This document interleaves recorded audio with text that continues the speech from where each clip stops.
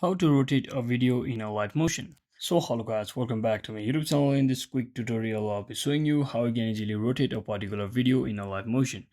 So first thing, just head over to your Alight Motion application, and if you haven't already created, you can just tap on this plus button to successfully create a new project. So for now I'll simply use my existing project over here.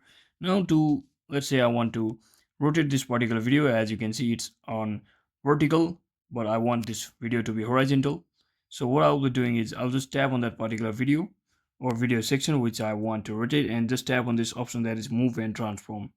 So once you select it, you can see there's a option that is rotate right under the arrow icon or crop icon over here. Just make sure to select this rotate icon from over here. As you can see, now just rotate it to about 90 degrees, just like this, to make sure it's correct. But for my case, in my case, the video is not yet successfully vertical or horizontal. So let me just head over to completely to 70-degree, just like this, and I can just readjust my position of video just like this to fit to my screen, just like that.